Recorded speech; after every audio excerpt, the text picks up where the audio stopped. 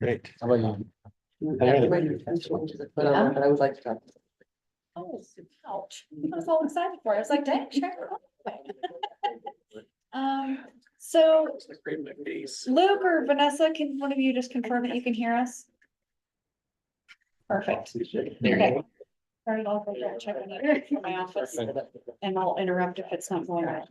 Thank you. And Let me just shut it down. Just Oh, yeah. for the. Just in case I have students to get out. okay, Everyone seems to want to. Thanks for the show. yeah, you bet. What I heard around the table. All right, gang, with that being said, let's call to order this September 10th meeting of the Tribal Council Advisory Board. Any citizens to be heard today? I'm not seeing any. I think that's mostly love online. Feel like the love team all nodding their heads, okay. Perfect. Let's start, opening items, just, I did send out to everybody, Jenny Gleason unfortunately has resigned her position, on the board. We will get that posted. Jenny is a TRCCA collected entity, I believe. So we will need to find someone to replace her. Her term is actually up at the end of next year in December. So whoever would backfill would fill to then and then become part of the tribal council if they so choose moving forward. Okay.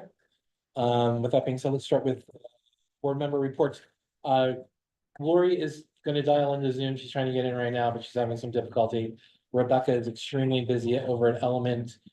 She's gonna try to jump on. She said probably about 3:30. So she'll be in. We really don't have any action items that we need to vote on today, so we should be good. And so let's just go around. Alex, what you got? Well, it's still summer-ish. Sushi just opened up. Moderate, so we had some internet issues, we had some sewer line issues, so. That's that.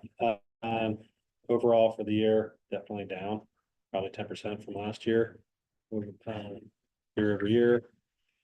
98's down, definitely more than that, but we have another outdoor seating, so that's kind of a big deal. 25 seats out of 75, so. Staffing's been all right. Trying to keep everybody busy. And really looking forward to fall season. I think as far as I understand, bookings are up in the hotels. Mhm. Yeah, okay, so we're looking forward to a good fall season.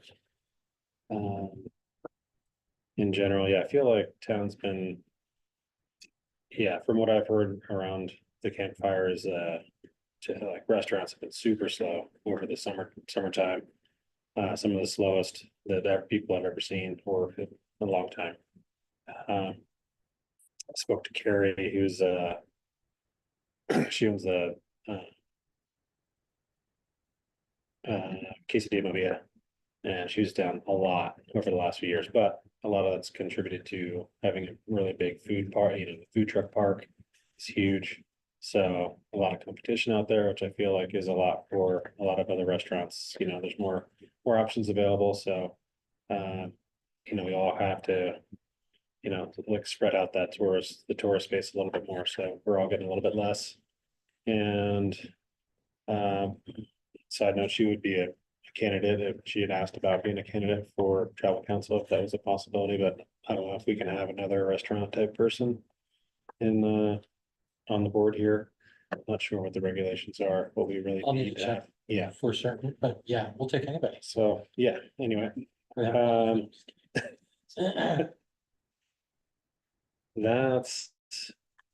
that's about it for me right now. Ben? Okay. You want to do director's report here? You can, yeah, you can You go want to go right last? now. Let's skip you for now. You can go last. That's fine. Cassie? Cassie, the chamber's been going well. We had our business summit. I think we've met since then. All the feedback's been really great, so I'm really excited about that. Anyone hears or thinks otherwise, please let me know, because if we can get better, I like that. I have a lot of events coming up. We have our luncheon next week is a Meet the Candidates luncheon with all the county commissioners. We also have the debate on October 10th coming up. We have some business training coming up for all of our businesses. We have a strategic planning one and then one to help you, help businesses run their businesses more effectively. And then hopefully we gotta figure out a revenue management one coming up in December. So we've got a lot of stuff happening in the chamber in the next few months, but it's all good stuff. So Nice. I am Amy Weiser. I'm the new planning director. I'm just here to see who you all are and what you're about, and I'm gonna try to come as much as I can, just to planning and zoning need to work close with economic development, and so I'm here to listen and help and get feedback and so if you need anything, let me know. I have some comments on the Grand Summit, so we need to talk. And, but thank you. Thanks for having me, and just reach out to me if you want to talk about it. Perfect. Welcome aboard. Congratulations on your new role. Thank you. Mick? Mick Saleta, Assistant Marketing Director. I introduced myself last meeting. That was my first meeting. It's my second meeting. Nice to see you all. Biga? Biga Metzner, Moab to Monument Valley Film Commission Director. And I just want to throw out, because I don't think the week before them, that October 4th at Star Hall, I have the film competition results, 12 teams this year, the biggest of all times of the 5 years I've been doing this. 2 of them are high school teams, which makes me more than excited. Even if it was just the 2 of them, I would have been thrilled, but there's 10 other teams on top of that. So Cool. doors open at 6 o'clock. Showtime starts at 6:30, Star Hall, October 4th for Cinema Lab. So please come, it's free. Sure. Starting to pick up. So, a couple of things going on this week. Thursday is a special lecture at the MIC. It's, Science Moab. Their Science to School program.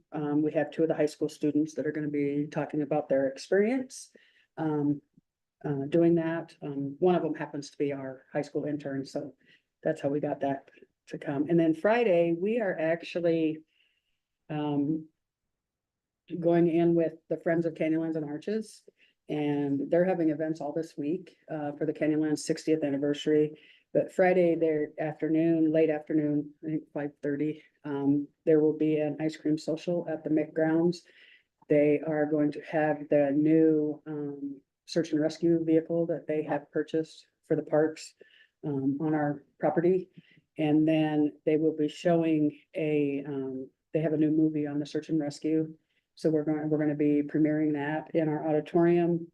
I think it's 6:30-ish, and then Q&A with the search and rescue people. So I think it's going to be a lot of fun. And then, so that's this Friday, and then let me see. On the 26th at the MIC is our National Public Lands Day. It's an annual event that we do, and all of the partners, and then even our Trails Alliance and Leave No Trace and all kinds of, everyone has a table on our grounds, and we have live music, and it's going to be Butch Cassidy's this year. That starts at 5 o'clock. Oh, and there'll be popcorn too at bowl. Oh, popcorn, we're there now. Yeah. So, the other thing is Arches, the Arches National Park Visitor Center this year will stay open until 6 p.m. through October, That's good. which is huge for us, but it's huge. I think it's gonna help keep people around, and so. Very good. Mhm. Jason? Well, a few things that I've attended. 2 weeks ago, I attended the Utah Outdoor Summit with I happened to be presenting at it, and then Colin Topper from the City Council was there with Active Trails Alliance, and Jacques was there with, I think Active Trails probably in the commission. And it was a really cool conference down there. Just talking about, like the state's initiative for trails, and active trails and linking up communities with, like paved trails, and how it's actually, an economic boost to a lot of areas to have these people come and ride these trails, and connect, being able to connect like Moab to Monticello, for instance, it's pretty neat thing. So I attended that. Met some really neat people, learned a lot. I attended the ULCT convention last week, which is the Utah League of Cities and Towns. And that was great. Got to meet some great discussions, you know, and people, you know, just talking a lot about their economies, and I think people that are in kind of tourism-based economies are very similar to where we are at, you know, feeling the constraints of the lack of tourism, you know, for what it is, you know, and not really being able to put a finger on what's causing.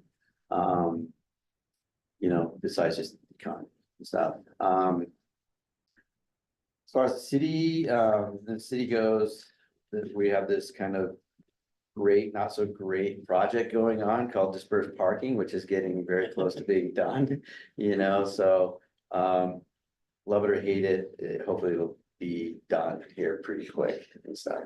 I have a quick question about that. I Is it a know love question or a hate question? it's a question. Oh, okay. And you probably might not even, you probably won't know the answer.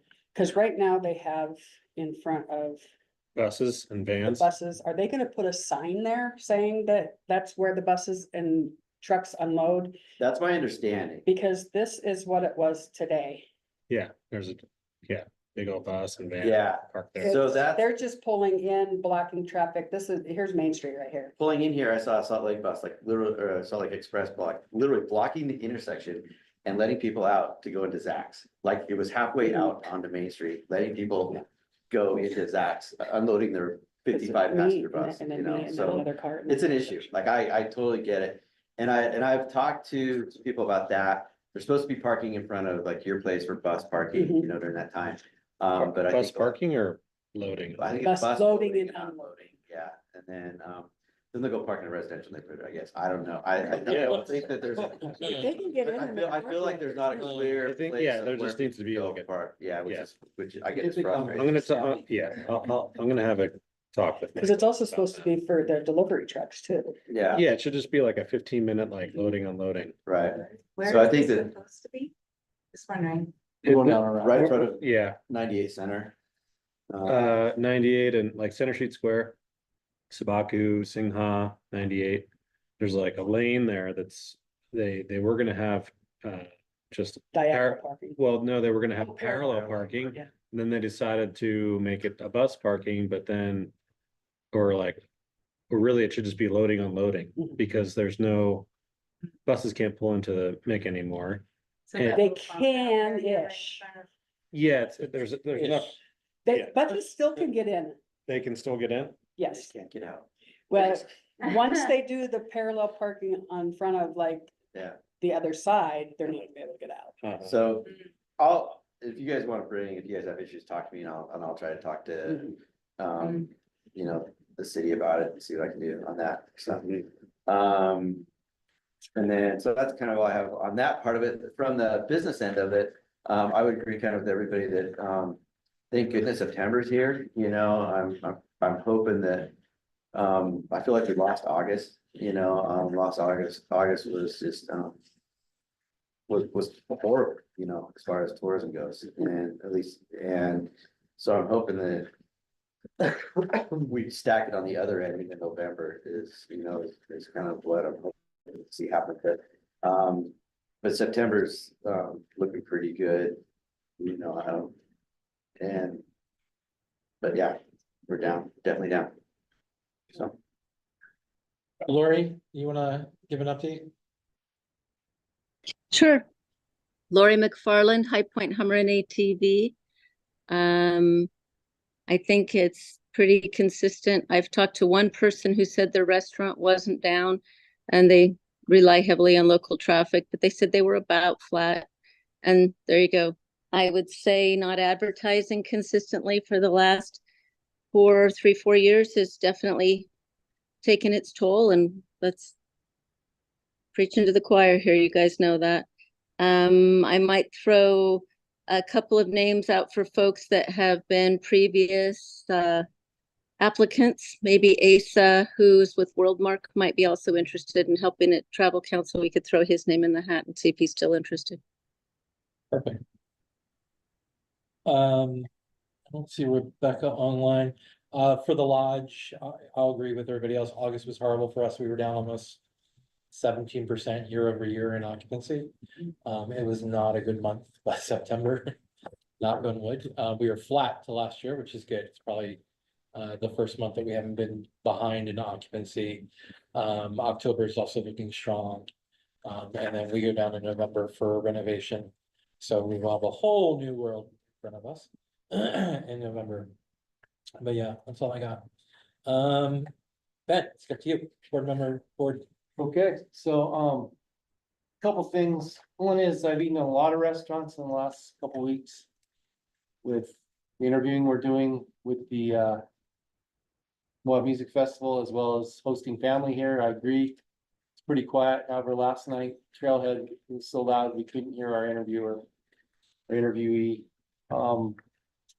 The Moab Music Festival, which I'm part of, I don't have the numbers in yet, but there's the big Saturday events, like what we had, like, they look down to me as well, so.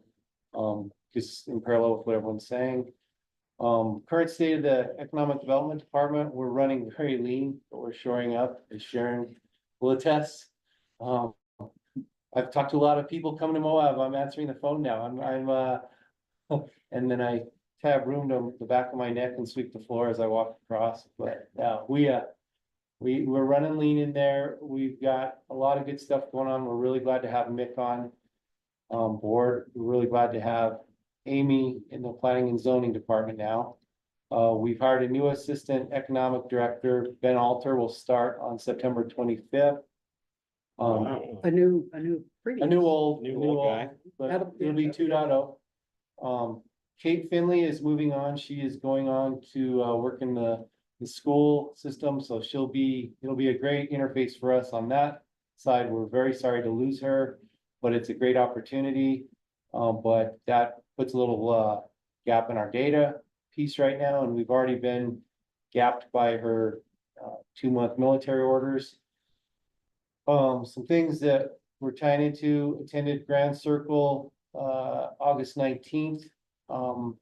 We are really plugging back into that for no other reason than that's on the Four Corners tourism loop, and we need to be a part of that.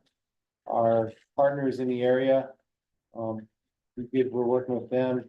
One thing that was pointed out to me by the Grand Junction person who has my role is that they have the same number of hotel rooms in Grand Junction that we have here, which is a city 10 times our size, 8,000. So that goes back to that ratio I've been pushing about the pressure of the tourism ratio here. Grand Summit, we attended that with a lot of all of you, put on by the chamber. I thought it was excellent. I thought the chamber really did a great job getting good speakers, and the participation seemed very enthused. Red Cliffs was awesome. I didn't know you could eat creme brulee for lunch, dessert, and then have a ice cream sundae 2 hours later as your snack. Now you know. Yeah, while there's a table full of candy bars out there, so we definitely did not leave there hungry. But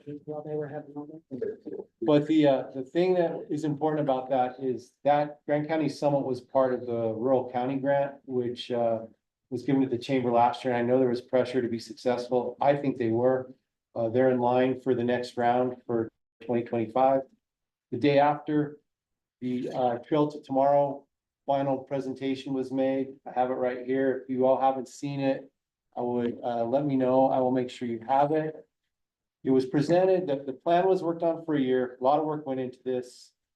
The plan was written up, it was presented, but this is at the fork in the road now. It can either go on the shelf with all the other 50 strategic plans that have been done by the city and the county, or we can get behind the different issues in these different pillars and start pushing for funding and going after and tackling these either one-off or all on their own. But there's different ideas, whether it be a workshop in front of the commission, or we just say, hey, assign this, let's go get a team and money behind different initiatives. So I would ask everyone to get familiar with it. I'm happy to talk through it with anyone. The final piece to this is the visitation study, which I've had 2 draft presentations by Jeremy Sage from RRC. It really breaks down the tourism metrics. The one thing I wanted to know is what was the breakdown in VRBO to hotel. We have another hotel, 2 more hotels coming online, so we're increasing that inventory. We got Wolves in the whatever, Country Inn. yeah, the Country Inn. What we're breaking apart is that the bookings are at about an 80-20% ratio. That's 80% hotels to 20% short-term rental. That is just a booking data point, because as you all know, you can put 13 to 15 people in a short-term rental, so that this becomes really interesting when we're looking for costs or spend per visitor and those kind of metrics, but that's where we're at on that.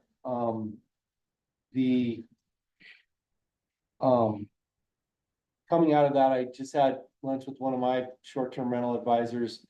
You know, they'd be interested in possibly getting on as well, if that fits in the TCAP model. The number I'm hearing from him that I've run by you is, he says he knows of 1,000+ short-term rentals, Airbnbs that are online. I don't know how that matches with what our licenses are, but, and I'll jump ahead. One thing That's in Grant County. just in Grand County. One thing I'm happy that Amy's on board is, I was very frustrated last year. We funded GovOS, which is the tool that we should be going after the short-term rental to reconcile legal versus illegal. It's very much the model Jason Taylor told me about, the New York model, and then what was really validated at the TTRA conference of matching short-term rental licenses against who's registered with Airbnbs. Amy's already got a project plan where they're rolling out the tool, and this is good because it doesn't go on the dependence of code enforcement. You know, the person complaining about their neighbor, different people, it goes comparing licenses, and then if there's an issue, it gets turned over to the state for a license, for a tax collection. So that's how we flag if we have a gap there. Travel council scope, we've asked the question, I asked this to Alex and Brian the other day, and we kind of put this out in the agenda, but what is the metric? So, you know, everyone says, oh, we've got to promote more, we've got to do more advertising. Well, that's a tactic. What are we solving for? What is the why? Each of you have a different why in your business. One that, and I'll come back to it, but the one that I really think is the one that we should be focusing on, and the more and more I talk to people, it's being validated, is average length of stay. Every visitation we do, we're under 3 days, and we used to be closer to 3+. You know, just even with things like the limitations for the Rocky Mountaineer getting out of town. They went from a 3-day model to they're now, you know, squeezing to a 2-day model. Either through Trail to Tomorrow or what we see from Love or these others, we're under 3 days. So as a place that's hard and expensive to get to, you know, I think we should be focusing on that average length of stay number, you know, stay longer. We heard it at the Grand Summit that the one participant had that brilliant saying is, what's the perfect time in Moab? Just one more day. We have a joke in our office because one of the phone calls I got was someone that lost their fob for their key to get out of here. So their thing was getting towed, and we're like, that's another way to keep people in Moab longer. We just take their key fobs, and now we want to make an ad where the person's mad when they find it because they have to leave. But yeah, so that's one, and this was kind of backed up in the visitation model with Jeremy. We started saying, okay, are we getting to a point where that 2-day stay means we're here to see 2 national parks and then we're on to the next? And as we know, there's so many more things to do. You could rent a UTV, you could take a Humvee tour, you could go to restaurants, you could ride horses, you can get on the river, all these different things.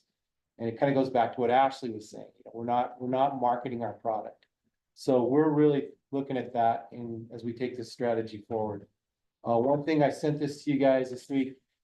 We're really dialing into the Red Emerald strategy because everything we're talking about is in here somewhere. So I would ask everyone to review this. This is Vicki Varela's strategy that she did with McKinsey, we believe, McKinsey and Company before she left.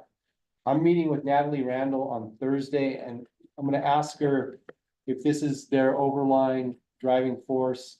We're also gonna ask, Mick and I've been pulling this apart a lot.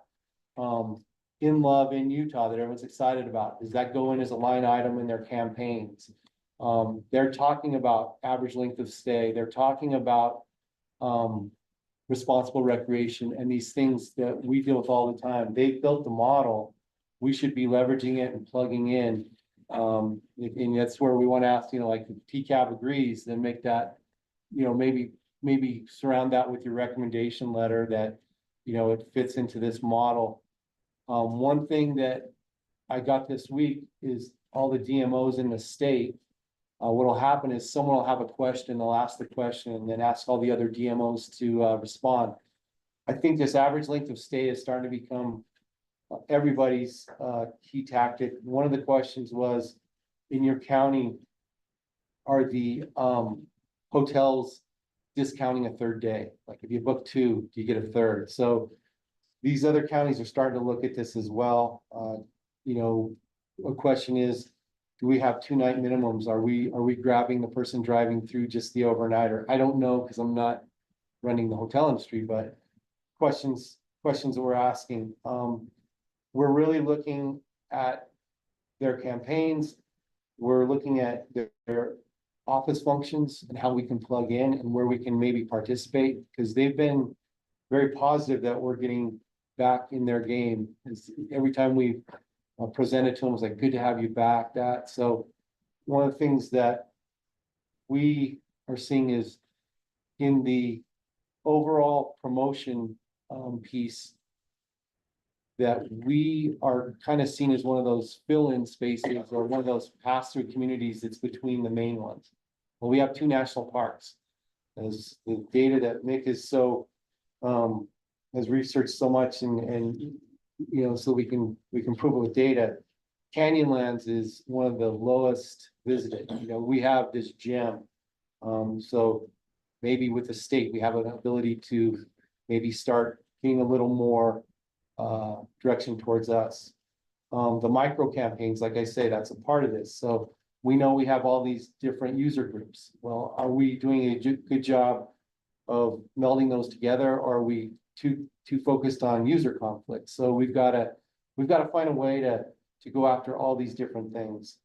The other piece is then looking at it on the back end side, as and we'll talk about this in the budget piece, but PR firms and then the economic analysis piece. We've got these firms like Headwaters LLC, Longwood Partners, who works with a lot of these guys. How can we maybe leverage some of that to start understanding who we want to market to get them here and who we don't need to market to because they're coming anyway, but so that we're making more strategic and smarter decisions. So I think that was where I was at on that. And then the other thing was just, like I said, there are some people from the short-term rental world that would come on our TCAB board if we invited them. Just add something that, so we have a consultant right now doing the land use element of our general plan. And as we're looking at areas where recreation should be, outdoor recreation zones should be, and where outfitters can go and all those kinds of things, it might be nice to get this group's thoughts on that. So the consultants are coming September 24th and 25th, and there's going to be an open house where they're going to show this future land use map. So I'll send you all that information, but I would love to get this board's thoughts on that map. I think we answered their questions from our department. They were here the first time before you Probably, got here. but So it'll be interesting to see if that yeah, so translates. push it out to these guys. Yeah. Okay. That was all I had. Any questions for Ben? Anyone? No? All right, well, we kind of covered the measurement of tourism success. Let's go into metrics for 24. I'm assuming we're gonna turn that over to Lo. Hello, Afternoon, after you. everybody. Oh, sorry, it's good to see you all. Before we dive into the report, I invited Jonathan Smith Gully to be here because I think you all, or at least most of you know him well. Works extensively with UOT. Wanted to see if you all had any questions about that he might be able to answer about tourism in Utah overall, trends that he's seeing, the UOT seeing both statewide and roughly other some DMOs that you might be able to at least touch on, if not provide specific numbers. And I don't know, we had sent over the travel trends report that he puts together. I didn't know if you all had been able to see that prior to the meeting or not, but if you had any questions, Jonathan, hit Jonathan with them. Please try and stump him. Yeah, thanks, Aaron. So a little bit of background. I've been working in the travel and tourism space now for 13 years, and with you all ever since we first started working together. And my background is primarily in the data research field of the travel and tourism space. So, I heard several of you mentioning the softening that you had experienced this summer, and a couple of you talked about how you're seeing positive signs for the fall. The data that we've sent your way both addresses what happened this past summer, as well as talks to the expectation of travelers this fall, which is the outlook is very positive compared to what we saw this past summer. But yeah, please feel free to ask me any questions that you might have. I am your typical data sleuth who spends a little too much time looking at charts and industry reports. Yeah, I'd be curious, what are you seeing as far as travel this summer compared to what's going on in the fall? Like, Yeah, is there a reason why, are we the only ones that saw a dip, or is this kind of a statewide thing? this is actually a nationwide thing as it relates to outdoor destinations. One of the main issues that we have, I mean, even this goes all the way from California to parts of Virginia. We've heard the same sentiment. In the state of Utah, people are having a hard time wrapping their head around what the exact cause is. A lot of mentions of temperature have come up. I always like to point people to the fact that every 4 years, when we have a political election in the manner that we have right now, consumers are very shaky. And if you look at the percentage of the US population at over leading into the summer, more people thought that we were entering an economic recession than felt that we weren't. Right. And economists were saying, no, we've done the soft landing, everything's going to be fine. But it doesn't matter what economists say. It matters what the average general population feels. And when they were feeling that they were going to head to an economic recession, what happened was you started to see these short distance trips that were staying shorter periods of times. Like they wanted to still travel, but they started canceling the long tail domestic vacations. The other big issue that we ran into this year was we had the most Americans traveling outside of the country that we've ever had in the history of the travel and tourism industry. And that does impact what we have seen in the past. I will say fall does look very positive across the entire US, including for the entire state of Utah. I've been asking this question to myself for the last week or so, because it keeps on coming up. It's like, oh, no one's traveling because of the election. Like no one knows what's going to happen because of the election. And I'm curious, like, I don't know what that means.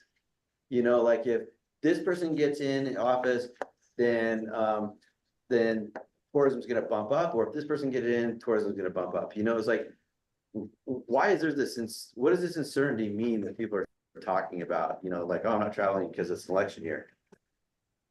Because of what? Because of why? Like if candidate X gets elected, then I'm gonna travel, or if candidate Y gets elected, then, oh, I'm free to travel. I don't understand what this reasoning is. And it's pretty wild, right? Like 4 years ago, we saw a similar trend over the summer leading up to it. And then immediately after a candidate was elected, travel started to return to normal. It didn't matter who got elected. Not that I'm taking a political stance either way. For some reason, though, as an American, people just act differently in election years. And I don't know that anyone's ever been able to put a handle on why that is the case. And it doesn't matter which side people are voting for. both sides are acting differently than they would under normal circumstances, no matter what the data is saying. And that's part of the reason why you saw this increase. You know, inflation is at the lowest it's ever been, or it's been since 2021. But the average US citizen doesn't feel that right now, right? And that's because there's a lot of news speaking the other way and on both sides. So in an election year, you hear a lot of bad news, and I think that creates a shaky consumer. Can we see a few, sorry, I don't want to argue time, but do you think we're seeing a long-term trend in this where like, hey, every 4 years, we should be directing our marketing to drive markets, you know, and just anticipating that this is going to happen every 4 years? I think as long as elections are as close as they are right the last 8 years, we're going to be seeing similar trends. So if 4 years from now, we think one political party is going to win by a landslide, I wouldn't expect to see the regional travel in the fluctuation that we have now. I do feel that when it's a 50-50 shot in the way that it's been the last 8 years, people are very concerned, right? So one way or the other. Every 3 years. Jonathan, where, from demographics wise, location, when people are inquiring about traveling to Utah, are you able to track to see what markets or states they're from? Yes, we absolutely are. And what was interesting this year is that our regional markets did perform better than they have in the past, where typically our long tail markets, you know, your East Coast markets are showing strong for those longer trips. And I know you guys are aware of it, but the longer people travel from, the longer they're going to stay in market when they get here. The regional trip traveler is that typical 2-night stay traveler. And we saw that across the majority of the state this past spring and summer. Any hope on the international market? Good question. As long as the euro is slightly under the US dollar, there's that slight lack of hope in that one instance. However, the Europeans spent the first 2 years coming out of COVID primarily traveling in Europe. So if you did a survey in Europe right now, you would see the majority of the responses saying, yes, they're traveling internationally, but within the European Union and closer destinations. The next haul is going to start emerging for us. I know that pre-COVID, Utah, we did so well in the international market, especially Moab. And I do feel like we are going to start seeing that return. The only negative for us on that is the strength of the US dollar at the moment. Any other questions for Jonathan Gay? No? All right, thank you, Jonathan. Yeah, it was great talking to you all. And in any future meetings, I'd be more than happy to bore everyone to death with a 40 slide presentation of what we're seeing across the industry. All right. Thanks, Jonathan. Let you jump. I want to be respectful of everyone's time. How much time do we have to present the report? Yeah, 25 minutes. 25. Okay, perfect. We will blaze through it then. So the report, I don't know if you've had a chance to see, we sent it in yesterday, but may not have been able to see it. The report we're going to run through right now shows the report of the co-op campaign in its entirety, and then what we're calling the summer fall report through August 31st. So with that, I will turn it over to Vanessa to run through this. Hi, everyone. So a few of you on this call have seen these reports before, but the people that are new to the report, we do break out these reports into campaign parameters, campaign performance, and then the very last section is a little bit of goodies as a glossary in the appendix. These are all included in the reports that we give to you. So if there's anything that you ever want to look up in the appendix, if you're not sure what an acronym means or terminology, you can use that as a source for reference. So moving forward into the campaign parameters, this slide here just kind of breaks down the overall goals of the campaign. It's an overall overview. So really our goal here when we're approaching our media strategy is to boost the hotel bookings and revenue to demonstrate a positive return on investment, all while showcasing the beautiful natural scenery and diverse range of activities available in Grand County. As far as the target markets are concerned, we do have them broken up a little bit differently by campaign initiative. We have the co-op campaign, which was a domestic, we had some domestic markets, so those are all listed there. We had a small international push with TripAdvisor. And then we broke out the summer campaign, the summer fall campaign into like a more in-state push with Northern Utah and some more drive markets like Denver, Colorado, Las Vegas, Boise, and Idaho, as well as Phoenix. Audiences have not changed since we spoke last. We do have those 3 categories in the audiences. You guys may remember these from when we presented the co-op application. We have the empty nesters, the activity-driven planners, as well as the real-time travel intenders. And then right there at the bottom just kind of shows the overall dates. A lot of this campaign did wrap up for both co-op and summer fall. We do have a small push that's still live on social media as well as search, but it's pretty much coming to an end at this point.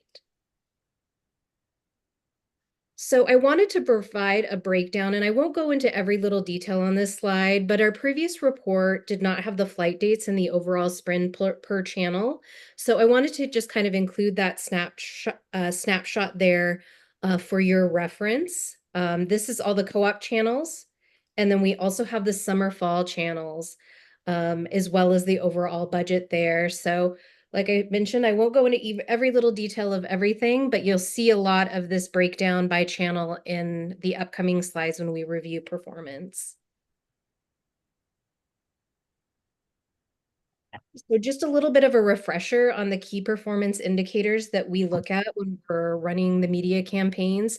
There's really those 3 categories. We're looking at building awareness. We want to get the eyeballs out there. We do so by looking at impressions, post-impression rate, as well as reach and frequency in the various channels when available. We also are looking at generating engagement. So that's website sessions, new user traffic, how long are users staying on the website, as well as things like CTR for paid search and average CPC as well. They're all really good indicators of generating engagement when running media. And then the last category there is that driving action. So we will be looking at our third-party measurement tool, which is called Adara, looking at hotel bookings, enriched hotel revenue. And then there's also some additional Sojourn insights, as well as Expedia, kind of sprinkled throughout the report. So we'll just go on into that campaign performance. This is just an overall high-level view of both the co-op and the summer fall campaign. Overall, this campaign has delivered just over 52 million impressions. We've measured just over 1.72 million in enriched hotel revenue, all tracked through our Adara measurement impact tool. And then average daily rate we're seeing come in at 212. And then we have an average length of stay of 2 days. One important thing I wanted to also kind of highlight is we do run on Expedia, which is not measured by Adara. So we look at the measurement of that particular channel in a different way. We did see a really strong return on ad spend, and we'll go in a deeper dive into Expedia as we kind of progress through this. But we saw, like a 23-to-1 return on ad spend. So really solid performance there. As far as paid social, that is in the summer fall campaign. All of the ads that we're pushing out both on Facebook and Instagram are above tourism industry benchmarks, which really kind of lingers about 0.90 to 1%. And we're at 1.71%. So we're really seeing our ads drive that engagement and seeing that activity on paid social. And then just even looking at paid search as a whole, the click-through rate is super high, which is a really good indicator of what a great job Luke is doing on those search campaigns. And then last but not least, we have generated just over 170,000 sessions to the website. One thing when we were talking with these guys is for this board is when you're making a recommendation, everything we've done in these ad campaigns has been hotel based, but you know, the decision will be with Expedia. We could do some short-term rental too, because the short-term rentals are Expedia and tied into those as well. So think about that for your advisement. So we're going to start off with the co-op campaign. This is just kind of a bird's eye view of Adara impact measurement for the co-op specifically. We've been able to track just over 2,600 enriched hotel bookings, 1.14 million in enriched hotel revenue, with an average daily rate of $214. I did put a few extra numbers in there that you may not have seen on the last report. We did see a return on ad spend overall at $4.56 to 1. This is everything that we can track is included in that ROAS number. And then we saw an average booking window of 30.8 days for this campaign. I'll just go over this briefly. We do have a pixel, what we call a floodlight pixel, on all of the pages of the Discover Moab website. We're currently working with a few additional partners to have them pixel their website. Right now we have the Adventure Center pixeled, but we'd like to kind of push more partners to kind of sign up. And I've been talking a lot with Mick on ways we can do that. One of the things I like about this is, yeah, we can see all of the traffic that we've been driving to Discover Moab, but how is our advertisers pay? How is our advertising assisting, you know, those visitors to visit the other sites that are not Discover Moab? So this is just kind of something that we want to kind of push in the future. And we'll work with What's the goal for the pixel? How many different businesses are going to be targeted initially? I mean, we can place a pixel on any of the partners that you like. So I would say it varies by destination, the participation and willingness of partners to place pixels. So it can vary. I work with clients that have like maybe 3 to 5 partners pixeled, but then I also have clients that have like over a dozen. So, you know, it's really just being able to kind of push the word out that we would like to be able to see how our advertisers impact our partners. And then also too, sometimes you run into like those technical issues depending on, you know, who's managing their websites and things, but like we're here, Love is here to kind of help facilitate that and troubleshoot if we get to that point. I would say the more that we pixel, the more we can kind of connect the dots in the advertising. So I always like to have more than less. So hope that kind of helps answer your question. No, that's great. As far as market performance, we did see New York and Los Angeles have the highest number of impressions. Salt Lake City, Denver had also really high post impression rates. So one of the things that we do measure that I talked about in our key performance indicators is that post impression rate and how people have seen the ad and then come back and visited the site. Some of the studies that Love has done over the years has been able to see higher post impression rates in general will relate to hotel bookings. So this is something that we keep an eye on. And you'll see a little bit more on market performance in the upcoming slides by bookings.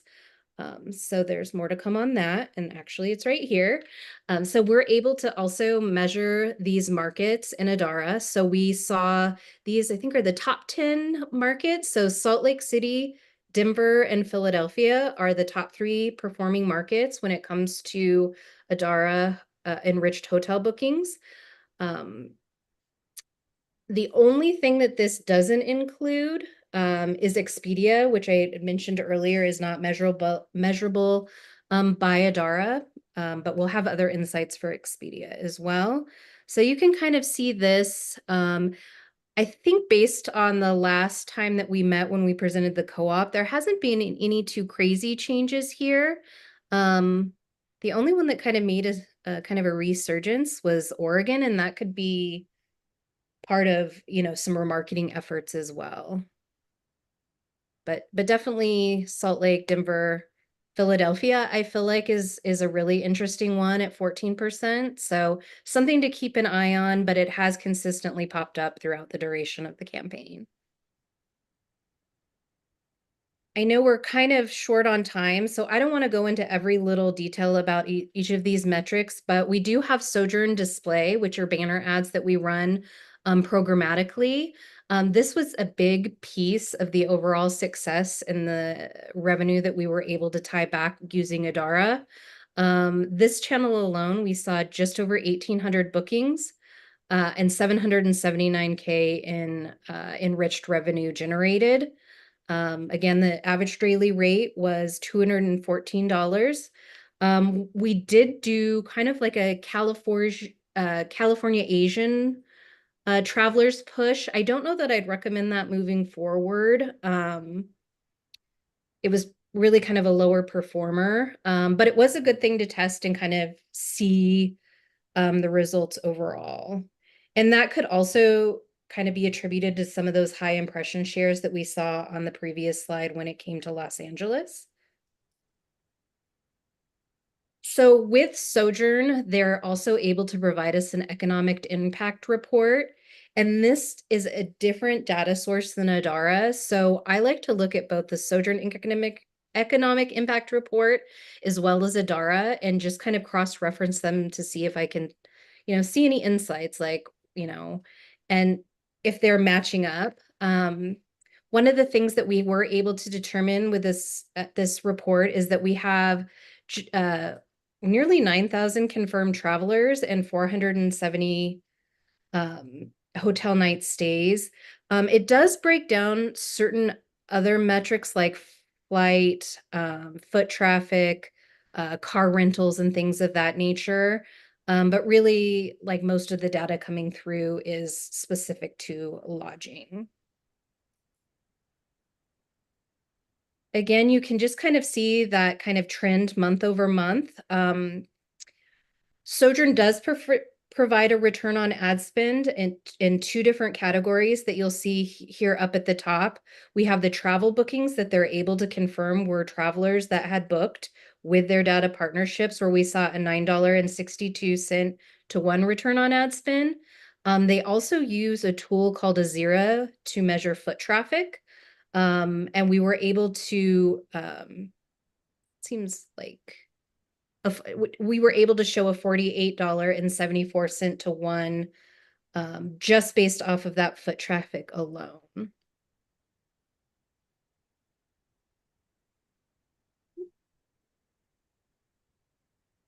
This slide here, I won't go into a lot of detail about it, but I wanted to provide it just as a source for you guys if you wanted to go back and kind of view. It really just shows flight search and bookings, lodging search and bookings, as well as rental cars, and that average window that it takes to book. So I wanted to provide that just so you can kind of see like how far in advance are people going to book their travel. Length of stay, I know, is a topic that we have talked about a lot. This is just another data source from Sojourn where we can review length of stay. You can see the thing I don't necessarily love about this report is I know we're really been stuck on that 2-day length of stay. It breaks it down to 1 to 3 days. So I feel like it's a little hard to tell with this one, but based on the Adara measurement, I'm guessing most of those are in the 2-day range. But I did want to include that because I thought it was a nice piece of data to kind of share with you all as well.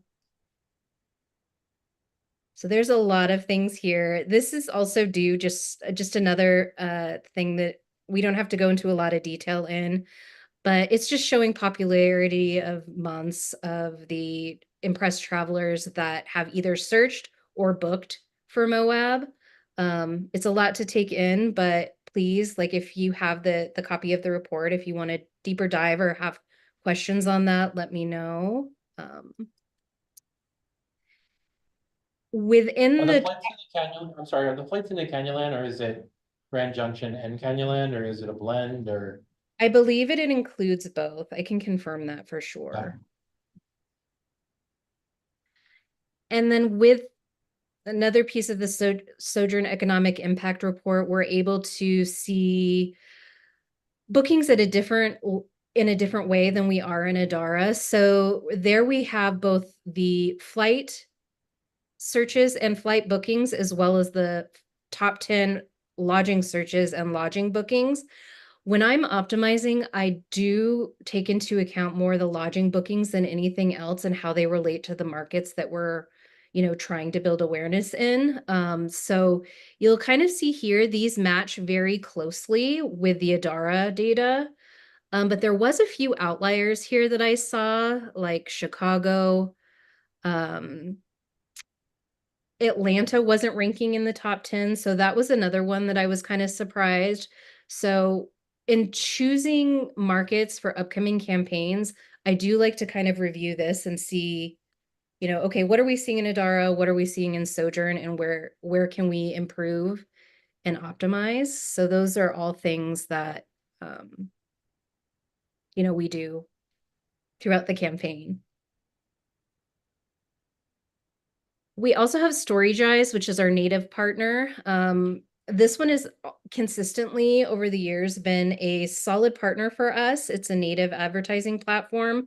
We did see 976 enriched hotel bookings for this, as well as just over 397K in enriched revenue.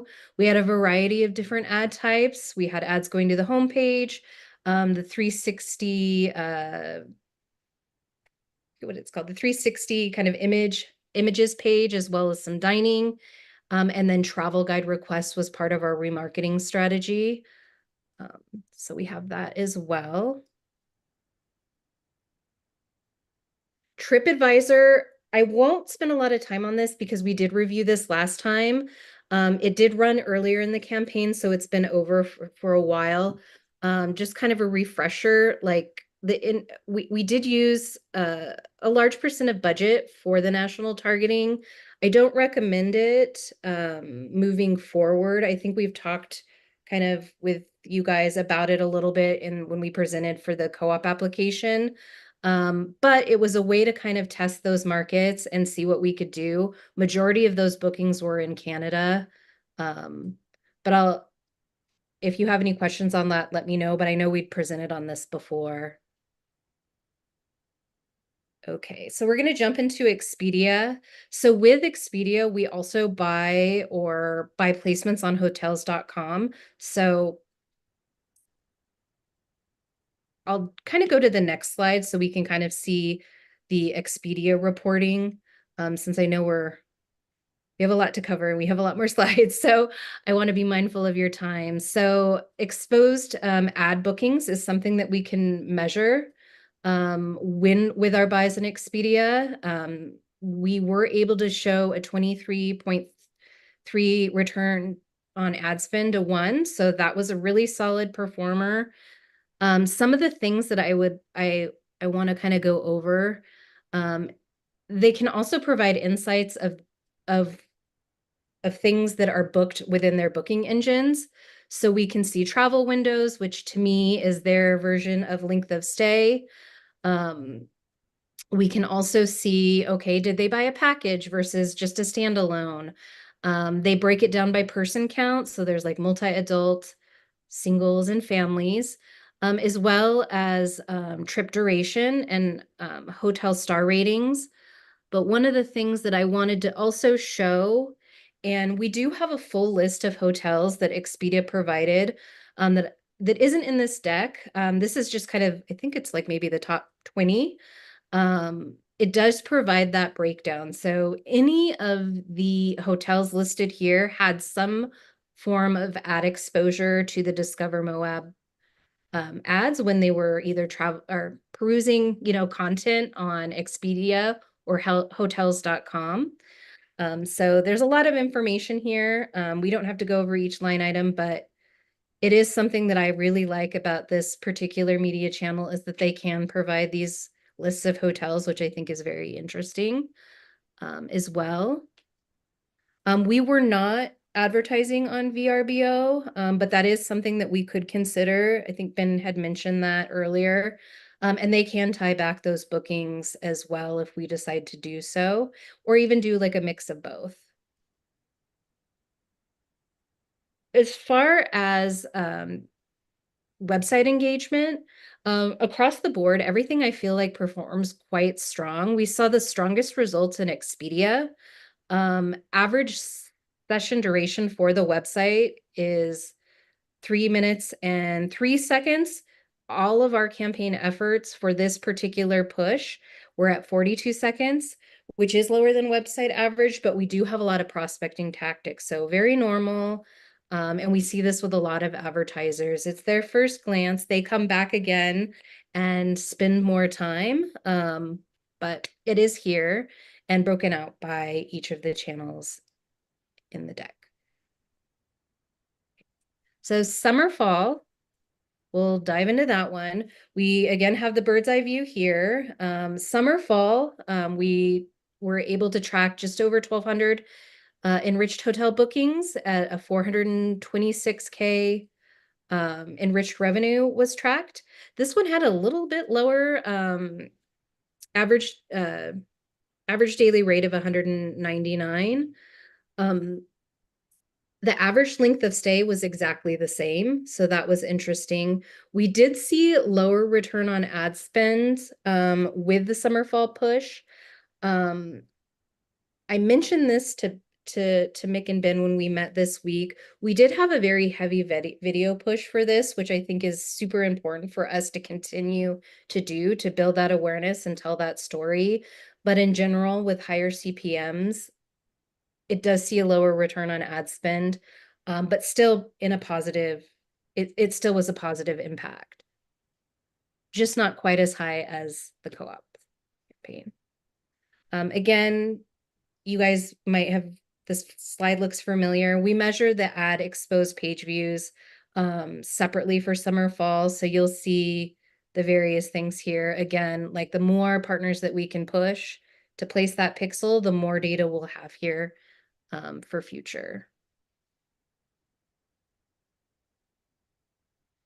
This slide here is post impression rate by DMA. So these are all of the markets here. Phoenix and Denver, they did kind of monopolize some, like a large amount of the impressions. I think it was really good awareness and tied into a lot of the things that we've seen in the other campaigns. Salt Lake, excuse me.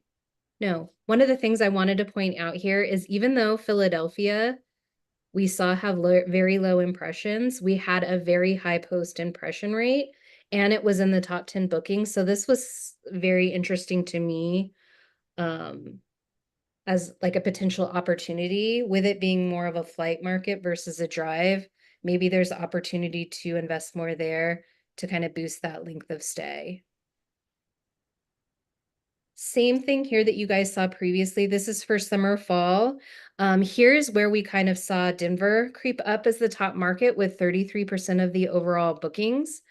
Phoenix was high up there. Where we saw lower post impression rates with Phoenix, we saw it be in the top 3 as far as bookings. So that was an interesting call out and kind of a correlation that kind of contradicted what we see with PIR or post impression rate, which was interesting. And we have the videos that we had in distribution. So with Sojourn, our programmatic vendor, in the co-op we ran display, but with the summer fall campaign, we wanted to fill the gaps where we didn't have that video in the rotation. So we had 2 spots, 2 different spots that were 15 and 30 second. This one we saw not as many hotel bookings as we do in display, which is normal for video, but we did have 493 enriched hotel bookings, as well as 175K of enriched revenue tied to those video ads. Because I almost did time, I believe. I'm gonna kind of skip through these. If you guys do want to reference them, Sojourn does have the economic impact report for the video push that you guys saw previously. So I'll skip through a few of these. Click Trips. Click Trips is a new media partner that we worked with. This is the what they call Chime, which is an interactive AI generated ad unit. I think it performed really well. It was able to kind of really drive a lot of engaged traffic to the website. We didn't see it on the booking side, but I do feel like as an overall awareness push and a traffic driver, it had good results. Super high click-through rate at 16%, which is really, really high for a display unit. So next. With that Chime unit, they also, because it's like almost like a chat bot, they can kind of categorize the questions that people were asking. A lot of the things were like really like climate, like what's the best time of year, that type of thing. And just like more general inquiries. And then nature and outdoors were the top three. Well, 12.04% for travel and transportation. Like, how do you get to Moab? Things of that nature were kind of the questions that we saw coming into that chatbot. But all of this is there by category. If you guys would like to review it further. So the Viant performance, this is our CTV partner. We can't measure all of CTV with Adara, so we do have people watch the CTV video and then serve them display ads. So we are able to kind of tie back measurement in a certain way. So you'll see these numbers be a bit lower than what you've seen in the other previous channels. So we saw 182 enriched hotel bookings, as well as 56K in enriched hotel revenue. Average daily rate was pretty close to the overall average. And then we also saw 234 travel guide requests for that. And then a 20% conversion lift. So this breaks it up in a control group, people that have seen the ads and visited the website versus those who have not. And they have seen a 20% lift in people that have been ad exposures also visit the website.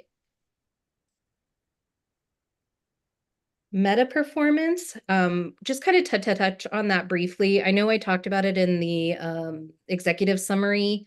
Very strong metrics across the board, strong engagement. We would like to kind of continue to do this. We did allocate a small amount of budget to run a little bit past the other summer fall stuff. So we'll be working with the team to kind of push that out. We have a variety of different ads in the rotation, including a recent launch of some Music Fest ads as well. Just again, the GA4 performance is broken down here.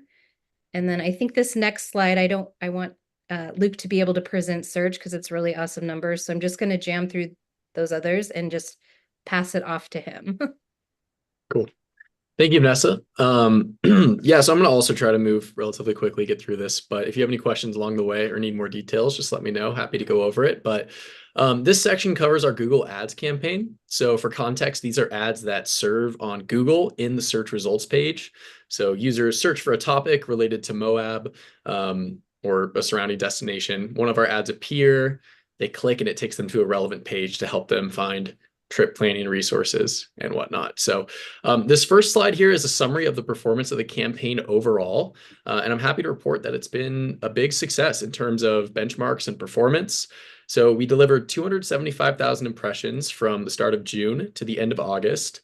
That served at a 19.4% click-through rate with an average cost per click of 21 cents. And we typically see click-through rates around the 10% mark or under for tourism campaigns on Google, and we're sitting at nearly double that. So feeling super happy with that. And then our average CPC at 21 cents is also very strong. That tends to sit between anywhere from $1 to $2 on a Google Ads campaign. And then a couple insights here on this slide. So keywords related to Arches National Park drove the highest click-through rates across all the different topics in the campaign, followed by Moab related keywords. And then our aggregate top impression share was 75%. Translating that to English, what that basically means is on the Google search results page, 75% of the time we were one of the first 3 ads that appeared. And then our absolute impression share was at 28%. And what that basically means is 28% of the time we were the very first ad to populate on the search results page. And then finally, we drove 681 enriched hotel bookings, pulling that information from our partner Adara, an average daily rate of $213 and a booking efficiency rate of 5.8%. And then we have some slides going through all this in a bit more detail here. So looking at enriched booking data supplied by our partner Adara, we can see that out of the users that clicked on one of our Google ads, we generated 681 enriched hotel bookings, generated $286,000 in hotel revenue, and visitors had an average daily spend of $213. Again, seeing an average length of stay of 2 days from this data source, which is kind of going in line with what we've been talking about today. And the average booking window was 14.4 days. With paid search campaigns, we tend to see a higher number of users convert, but still super happy to report a return on ad spend of $11.48 to 1. Yeah, and then here on this slide, we have a view of our impressions and our click-through rate mapped against each other week by week. Basically, how did the campaign ebb and flow as it was running? And while things mostly held steady, we did see impressions slightly taper down over these past few months, but click-through rate rise up, especially through July and August. And basically, we can interpret that to mean that as Google's machine learning gathered more data on what type of users to target, and as we tailored our own targeting levers like keyword lists and demographic bids and whatnot, the campaign started running more efficiently. So wasting less impressions on people that were less likely to click, and instead going for very marginally less users that are more likely to click. That's why we saw impressions slightly come down, but click-through rate come up. And then here's a view of our impressions and our click-through rate. Our impressions and our average cost per click mapped week by week. We did see a slight bump late in July after we uploaded some additional keywords as an optimization. The chart makes it look a little dramatic, that spike in the middle of the chart there, but it was a rise from around the 17-cent mark to the 25-cent mark. So yes, a bit of an increase, but we are still well below an average benchmark for a tourism campaign like this. So happy to try to pay a little more to make up for some of the impressions that were tapering down. And then these next couple slides kind of breaks down our campaign into the different categories of search interest. And it starts from the highest level and gets more granular. But basically this first view here, these are our 5 major campaigns that we're running on Google Ads. You can think of these as representing different search interests that we were targeting on Google. So if a user searches for something related to national parks and to get served an ad, that would get categorized under national parks. Same for activities like things to do around the Moab area would all fall under activities. But you can see national parks drove the most impressions and had the highest click-through rate at 23.2%, followed up by activities, and then the branded campaign, attractions, and then finally hotels and lodging. And then taking this a step further, each of those campaigns has couple of ad groups underneath it, and those basically represent the specific thing the user is searching for when they were served an ad. So this can be anything from camping information to things to do in the Moab area to certain state or national parks specifically. Any kind of activity or destination or trip planning query would each have an ad group representing that type of search interest. And then you can just see a couple of our top performing ad groups here. This is not every single one, but these are the ones that served the most impressions. You can see Arches National Park drove the most search interest and received the most traffic, followed up by a variety of different topics. I'll let you guys explore this as we send this over to you. I won't read through every single number here. And then finally, just going down one more level, each of those ad groups have a couple dozen keywords. So this exact specific thing someone's typing, here's a look at which of those keywords served the most impressions, had the highest click-through rate, etc. So again, we can breeze through this. And then finally, one last view here. This is some data from Google Analytics. So basically, we're tracking how did the users behave after they click through one of our ads? What did they do on the website? By campaign. So you can see we have some averages here. The National Parks campaign drove 23,000 sessions to the website. And out of those 23,000 sessions, the average user viewed 1.3 pages and spent almost 4 minutes on the site, which is a very strong engagement time. Users are really interacting with the content and taking the time to read some of the trip planning resources and think about their stay. And then we just have a couple more sorry, on that last slide, we just have each of the campaigns broken out and you can explore those averages. But yeah, takeaways from paid search, we're happy with how things are running. We're above benchmark for tourism averages for Google Ads accounts. So we're going to continue to optimizing based on the data we get from Adara and from Google Ads to hopefully keep things running well and improve even further from here. So that's it. Do you guys have any questions on the Google Ads campaign or anything for Vanessa? Yeah. It's a lot, yeah. There is an appendix at the very end here with just definitions, a lot of acronyms, a lot of lingo in there. So feel free to refer to that as you will. But that is it from us. I have two questions for you guys as a team.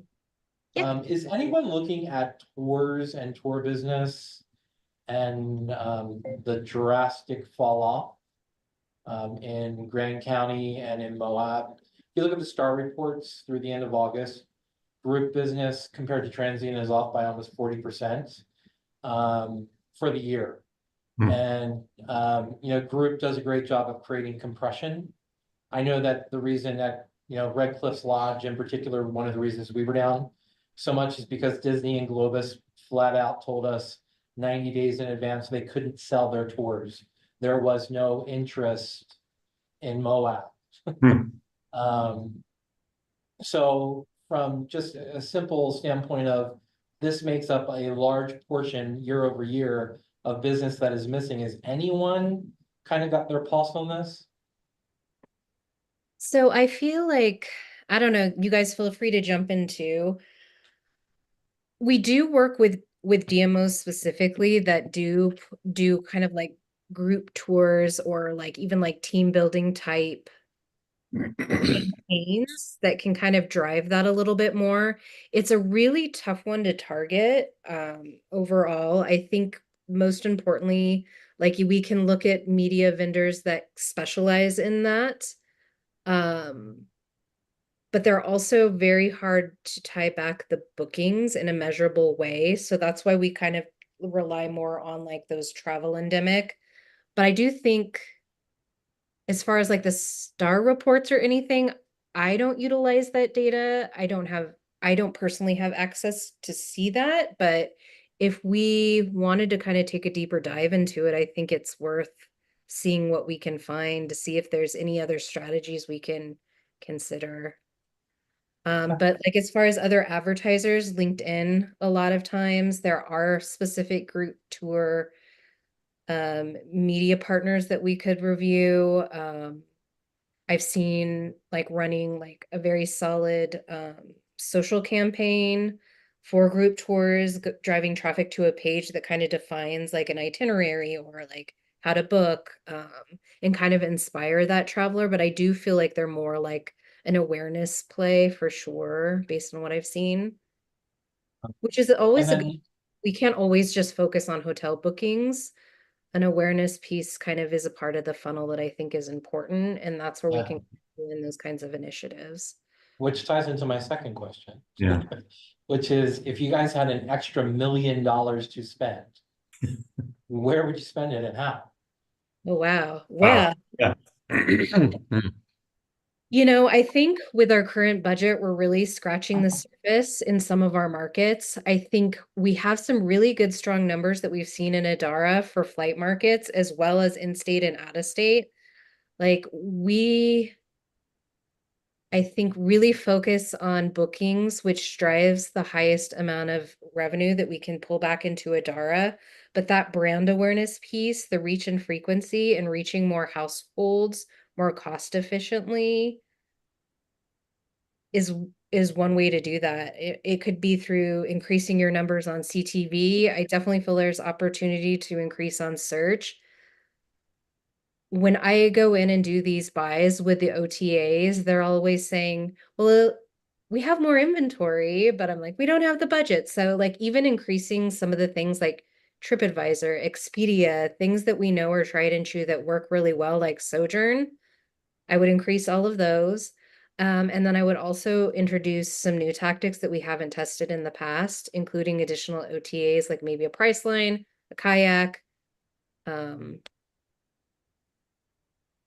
I always leaned more on the digital side of things because that's my background, but I mean, there's even opportunities in like the more traditional media that we could even explore with additional budget that is all just kind of an omni-channel approach. I mean, there's out of home. I mean, I can go on, but I think like that would be my first response. And also social, like we're barely scratching the surface on a social side of things. And part of that is because of its measurability in Adara. We like to focus on what we can measure more, but like that social media is where a lot of DMOs we're seeing are investing more and more dollars overall. Because we can kind of really segment it out. It could be based on events, it can be based on activity. You could really do a lot of cool things there as well. Vanessa, question. When you say, oh, go ahead. Oh, I was just saying, thinking specifically about the group tours question, would a travel zoo be worth looking at? I think so, yeah. I think that would be a great place to kind of gather some information. It's just Yeah. when you look at the STAR report year over year and you see that, you know, something that fills 40% of overall room nights in a location is missing, that's gonna create some issues. And regardless, I mean, you guys, I mean, honestly, no disrespect to you guys. I mean, you guys are doing the best you can with the money that you're given, but we're not making up that difference in replacing that business. So it's gonna continue to see this trend. So that's why we gotta figure out why they're not coming. And Yeah. then we need to figure out how, if we can't get them here, what are we doing to to replace that business? And if that means to spend more money, then we need to put that on the table because clearly it hasn't been working.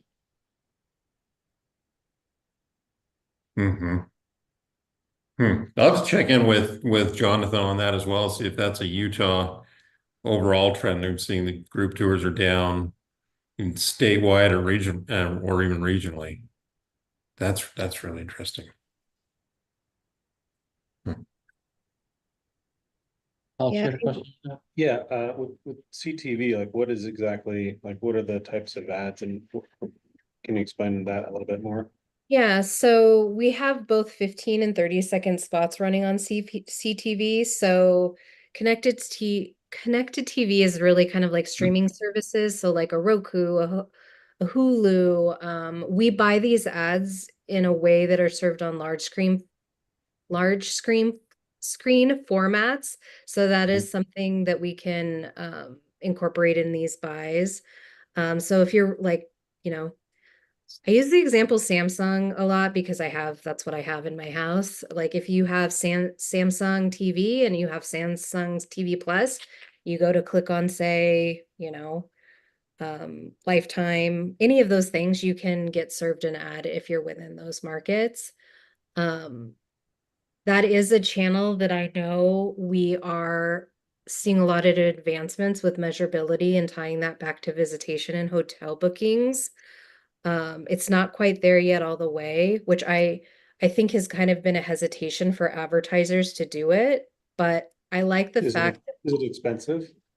it is. We typically see like double the CPMs as say like a banner ad.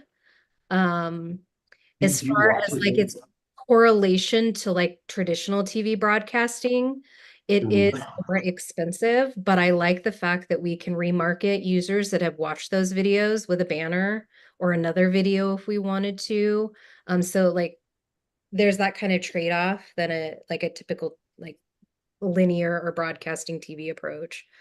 Like if you watch it here, you'll see tons of the Texas ads. Like Mhm. cause you're not gonna see the Moab ads here.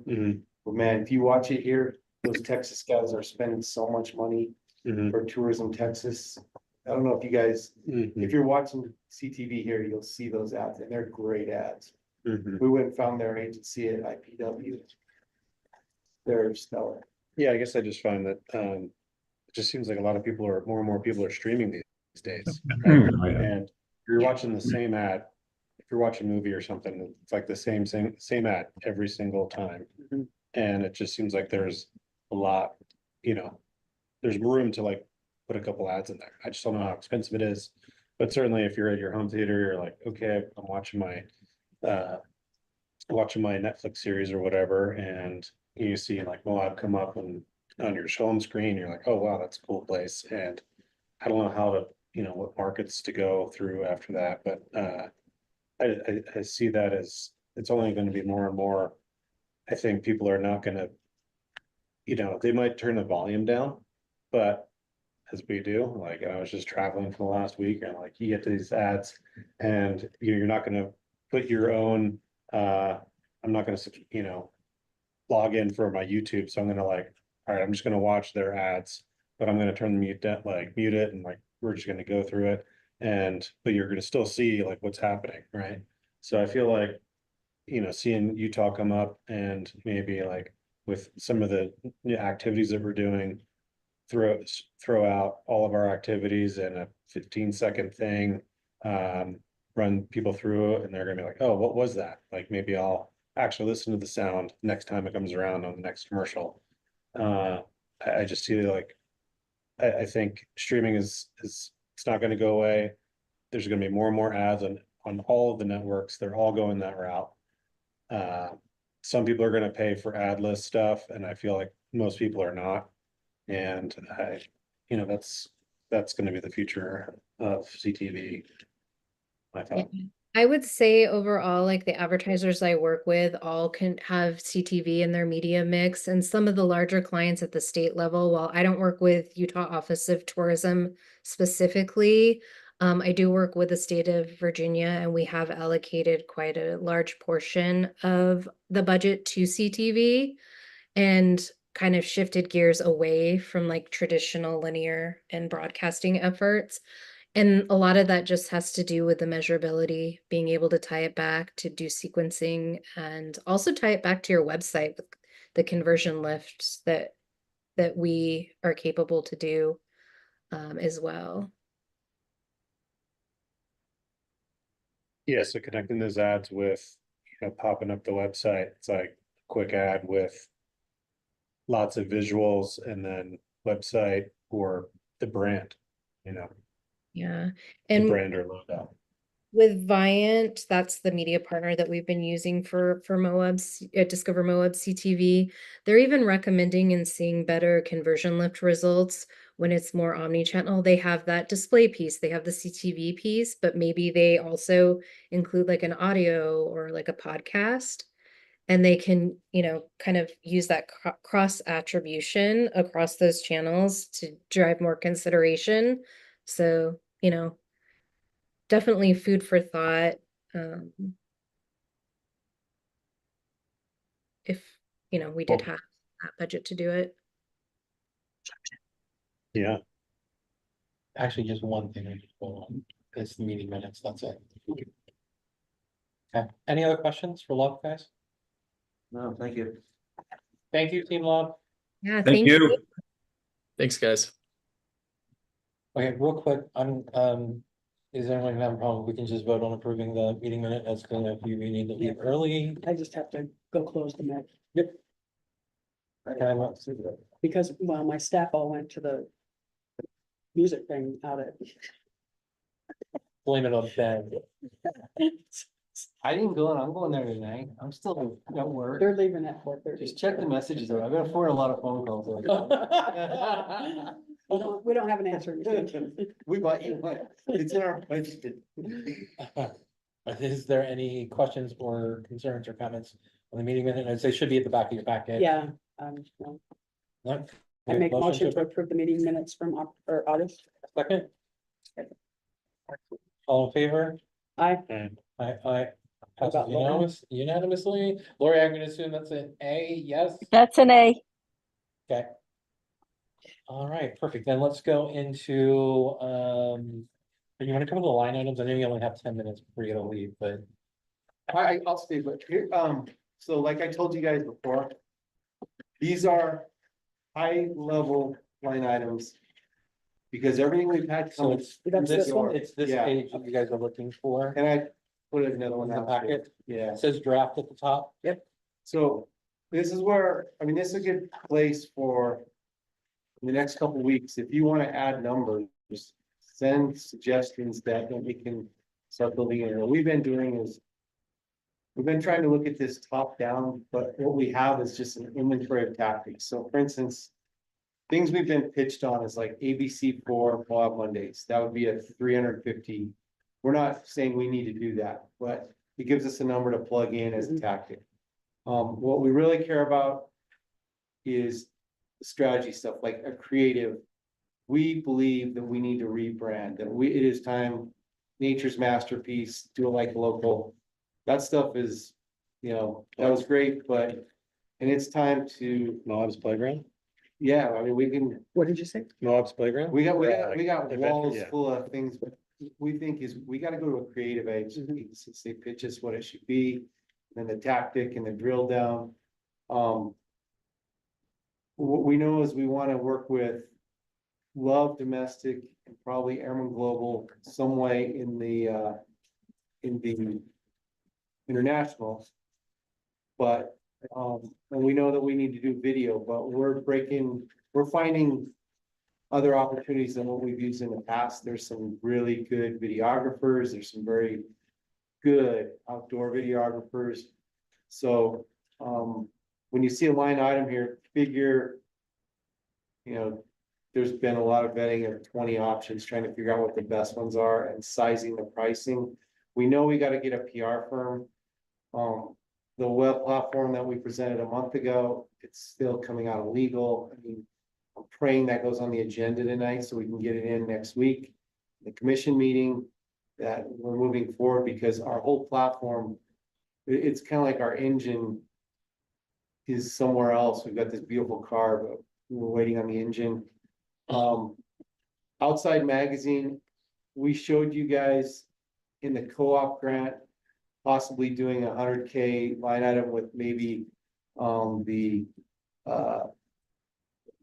food show, but also, we threw this on here as well, because there was also the option whether through what Alex was just talking about through streaming TV, that if we want to do a campaign in CTV, we know we can do it with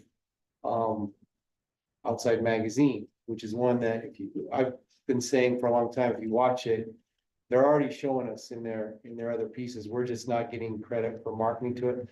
I will say, Alex, I appreciate your comment that you watch it, because a lot of people, even in our own office prior, was like, oh, we don't watch it. We don't watch TV. It's like, well, you got to start watching TV because this is what we're putting out there. So that's a good question for this board, though, is like, do you find weight in doing the CTV thing? Because like, maybe I'm of a certain age group that watches that streaming stuff. I can tell you that all the ads for Texas, South Dakota, North Dakota, be like, do we want to be in that game? So that's where we would do it. So. Yeah, I think I just find that we have, at this point, we're looking for ways to spend money on promotion, and I just think that that's like moving forward, people watch more and more streaming services, and everybody's going to ads and all streaming. And I don't know if the timing is right with like lots of new things come out in the fall. And like people are gonna, and in the wintertime, there's nothing to do but sit around and watch This goes Netflix. back to the question I keep asking, okay, let's go build around what we want to solve for. Like, we want to get more people here in the shoulder season, then let's do it as creative guys, go create us the campaign that gets us, like, is it to get people on rafts, or is it, I don't know. That's where we gotta do it differently. We've done all this, like, push it out, but, and believe me, I get 20 emails a week from influencers there's van lifers that are paying for their trips around the world that think who's gonna make your, so we know there's plenty of those out there. Let's go pay. If we want to do that model, let's pick the one. We know I'd rather that, do this. yeah, we know. I also agree, like redundancy is hard, but I watch television a lot, it is my industry, and so I do watch movies and streaming and stuff. But I find if you're gonna hire the $1 million company, then it's gonna look the same, and so I feel like you have to find something to make this different and special, because Yeah, Texas and Philadelphia and all those things, it's like at a certain point, you do turn off the volume and it washes away, but if you can But- find a way yeah. click it into something, that's the funny Geico commercial that you're like, oh my God, that is hilarious, and it's great, or whatever, then it changes. I'm gonna turn the question to, That's it's like, creative. what, like, I guarantee you, those Tour Texas guys, there was something they wanted to promote, whether it's brand awareness, whether, I don't know what it is. Brian asked a good question. Like, do we need to go target something that goes back to international tourism, you know? We know, so for instance, they showed the California Asia. I know that was a lower number. The reason we did that, the idea was going in that the way you would get to the China market was through the influencer in California. You can't advertise to China, but you can go, that's the whole theory. So if we're not getting a metric there, then okay, we need to do that differently. Or is that reaching the China market? Chinese market's not traveling right now. It's the currency and a lot of other things. The Asian market is the host market right now. We know Europeans are going there for 2 weeks instead of here for 1 week. It goes to the currency exchanges. But and then we'll get down to the tools piece. Something that I was really excited about Zartico because I figured it could actually geofence for us. We have not had good luck with Placer AI. However, I think we're locked in through our love for a contract that won't end until June, but it's 37K. Well, we're not getting any geofencing benefit. Supposedly, we may be able to do that with Symphony, which we definitely need Symphony.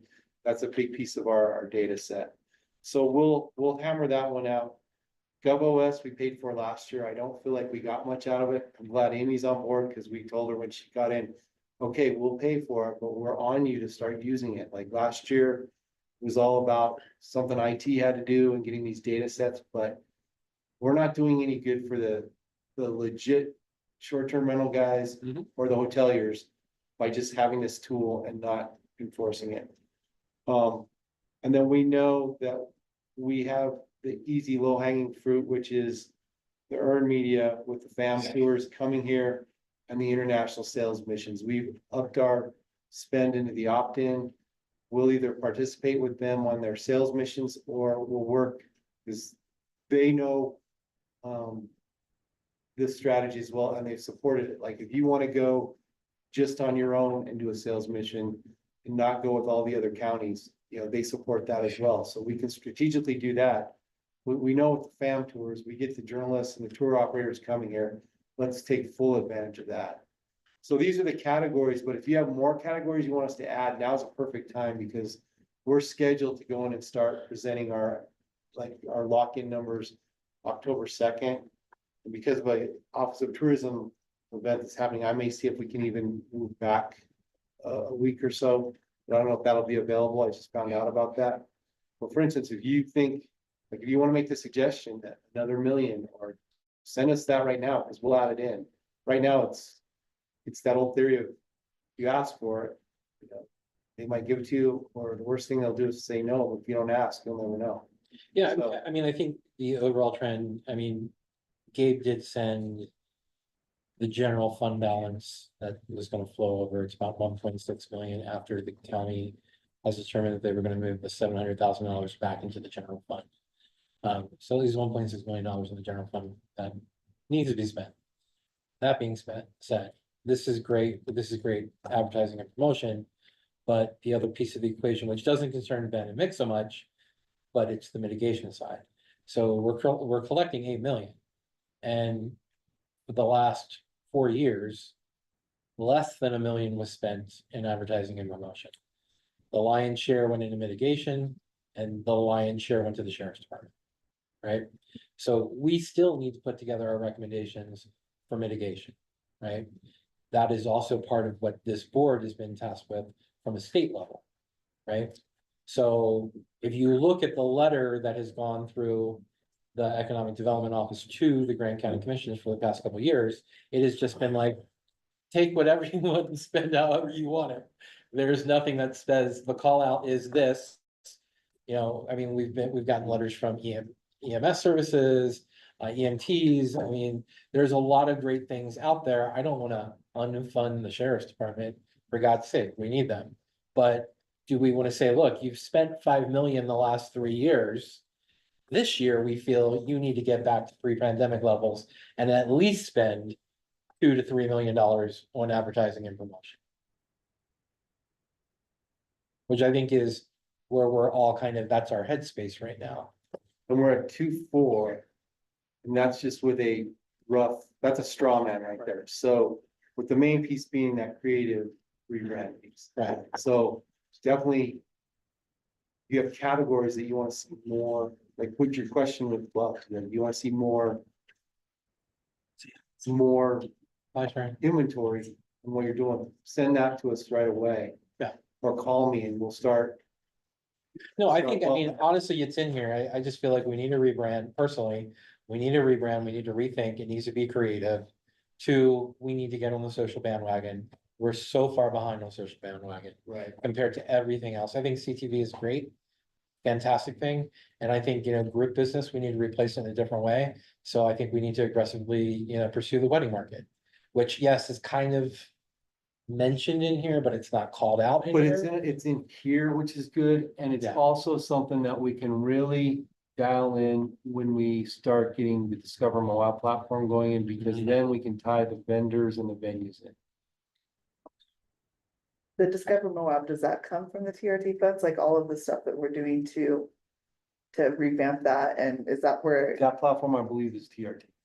Okay. And then that is, I mean, That's that this is year's budget, funding though, the, that's funding the from this money, year. the money, I mean, this is with this sensitive. This is very much a priority for us because this has been an issue for way too long. State, But it's we need paid that- for out of this year's funds, So we correct? don't need to worry about that next year? well, if we get it done, it was never budgeted for because we didn't know we were gonna have to do it. Okay. But we showed you the RFP, we picked the one, and I believe we can absorb it into this year. Okay. The funding thing is, even if we had to go get an amendment, or we would come to you and say. But that's not $1 million platform. That is, I believe we can absorb that into this year. Where is that? It's in the attorney's office being. The ICA is being worked on.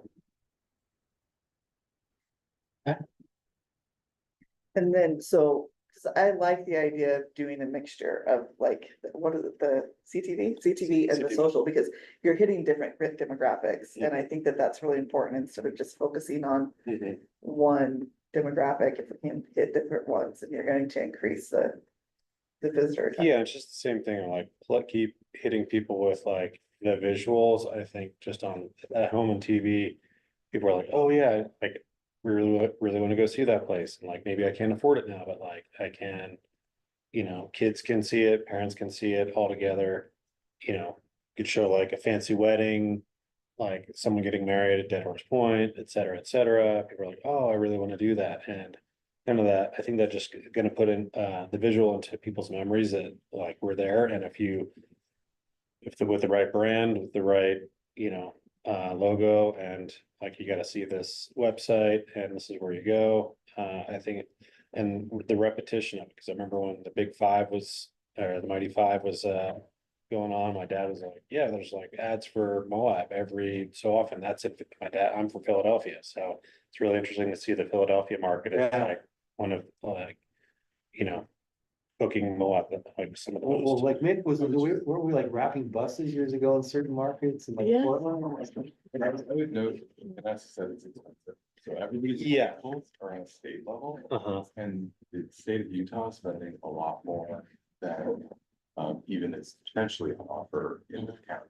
So, I want to set expectations there that we're not going to be competing with the state of Wyoming and the state of Texas. Vanessa mentioned how expensive. I don't have those figures, but before we kind of go down, way down that road, we might look into how much it costs, because you're up against states, not counties. Is there, And that's what we are gonna try and start leveraging. And we're starting to make the hard push, like UOT, how can we be your good partner? Yeah, I mean, it makes perfect sense to align with their, Yeah, There's and I stuff. was I mean, gonna they're suggest, showing us, right? yeah, they're like, We you know can they lead a are. horse to water. The very first They've image even- they have. You know, come here's up the is comments, us. here's the Yeah. really good comments I've heard from them, starting back when I started going back there in January. Number one, it's good to have you guys back, it's good to see you guys want to get back in it. But also, like, you guys do a horrible job monetizing the people that actually come down there. Mhm. And that's a tough thing to hear, but it's great. It's like, yeah, we do, like, do we get people here? Do we get them downtown shopping? Do we get them into the restaurants? You know, with all these short-term rentals. I mean, my wife was in the store the other day, and you know, she's doing the like the rest of us, you know, looking around to see what's going on. There were so many tourists buying groceries. Are they cooking in, or is that costing you business? Is it? So it's that model. One thing I would like to add to the list, if possible, based on the trails tomorrow, finding, I think, you know, the whole Red Rock Amphitheater thing makes brilliant sense down here. If we can allocate some funds to like a discovery kind of, can we hire somebody to like actually make legit recommendations, like what are the next steps to actually make this happen?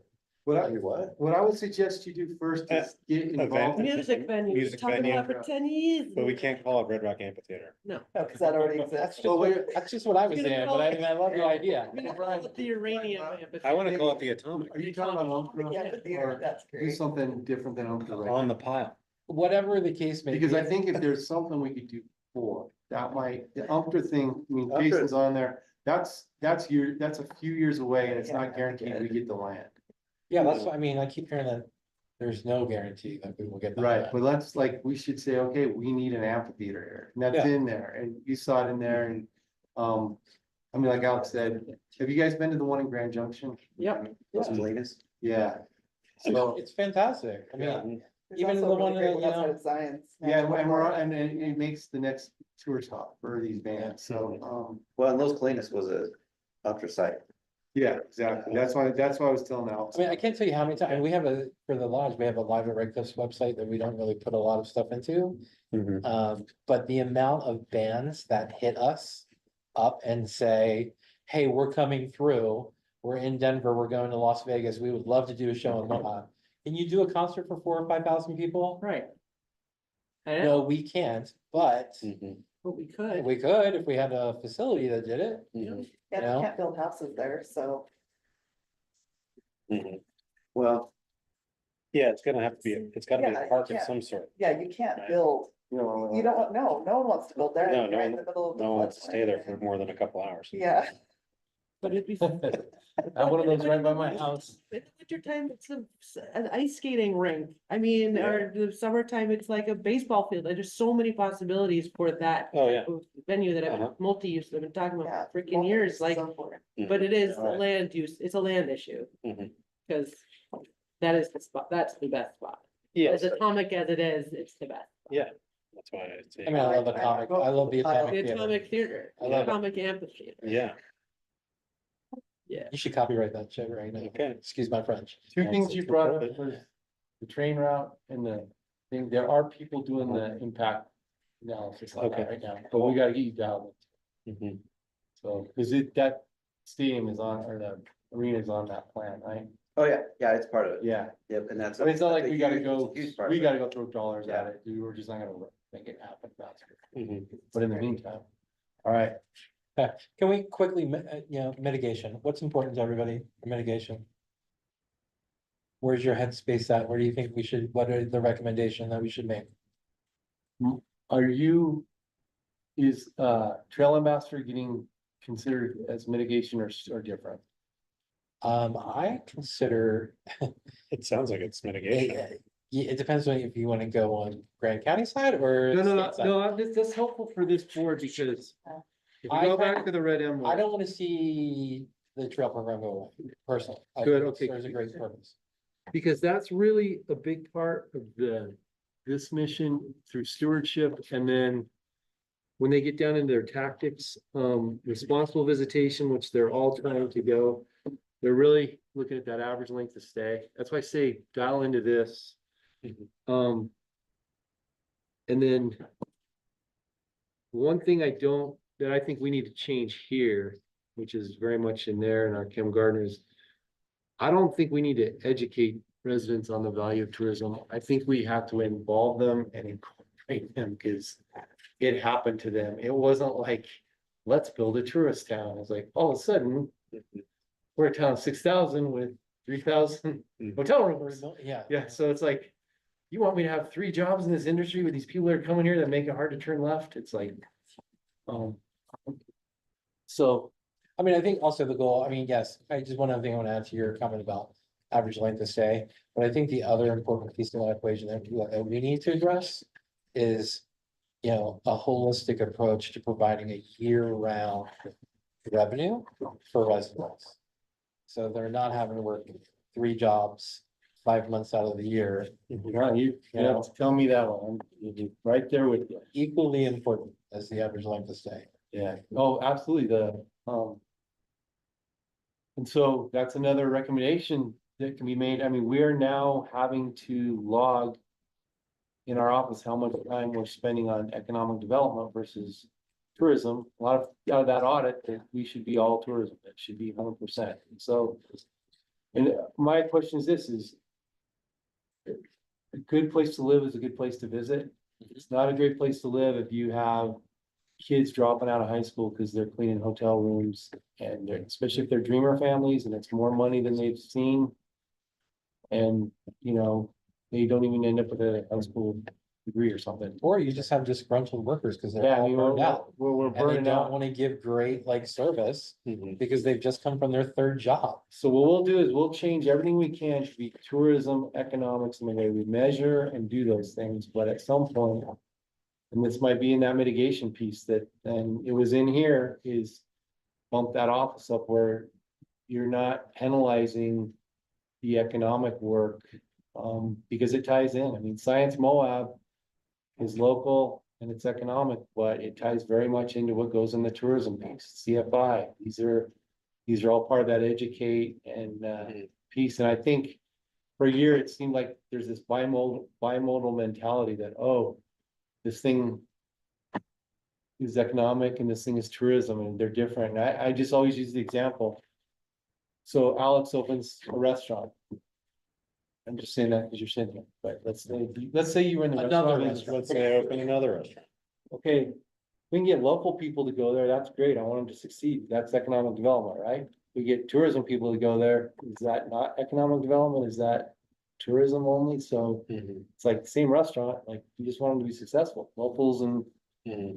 So that's how I've been approaching it.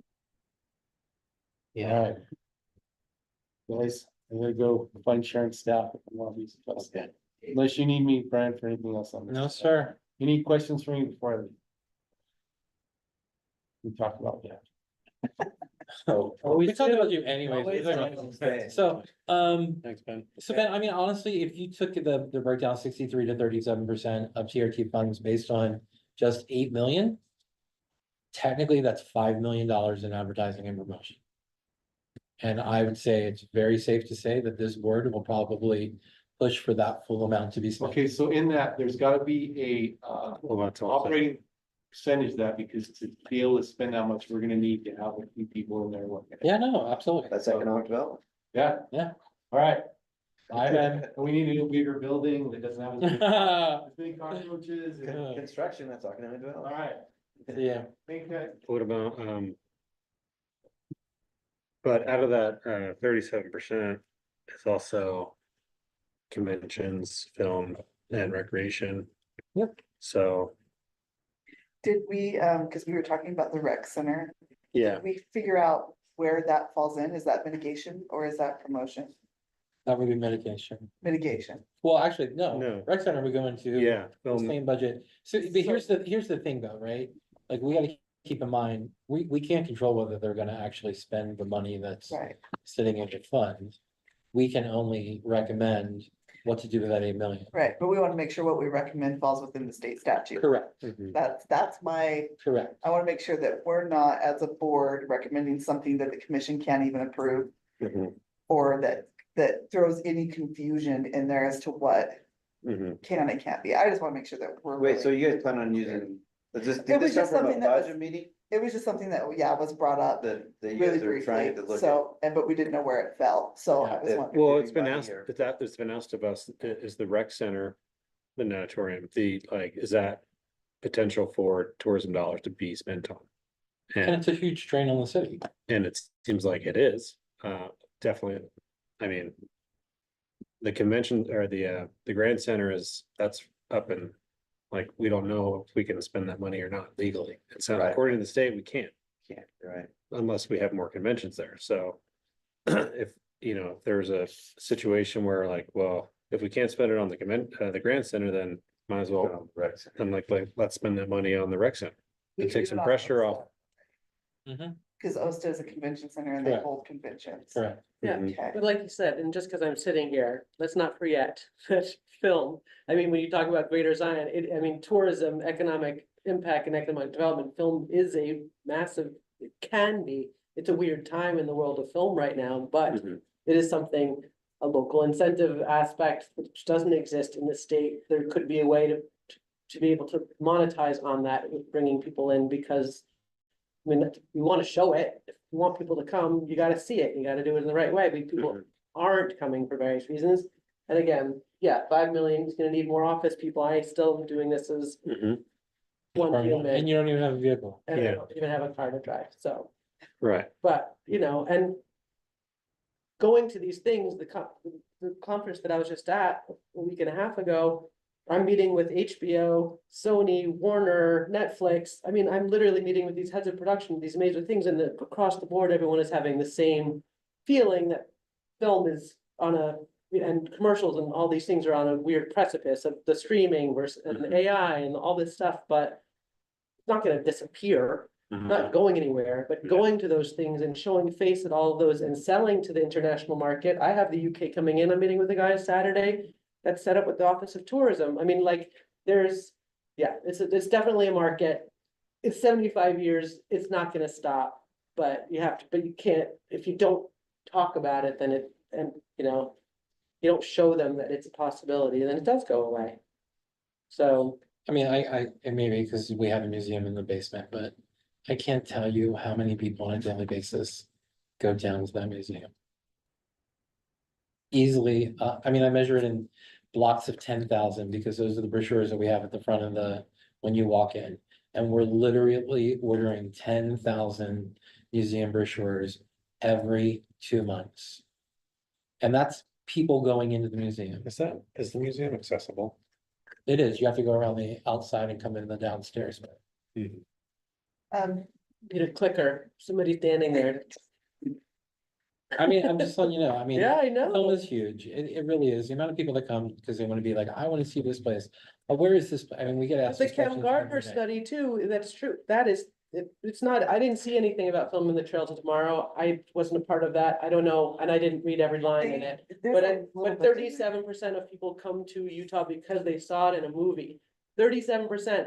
They go to other states, 7% go to Atlanta because they, whatever, I'm misspeaking, but it's a much lesser than this state. Yep. You can use that. Sorry, you were saying? Oh, I was just gonna say, I think, one of the things that's been brought up in one of the meetings, I don't know, that we've talked about, is just doing like a digital campaign where you put like a QR code somewhere. Like you go, like Dead Horse Point, there's a sign with the QR code. So that will be the film trail and that's in the works.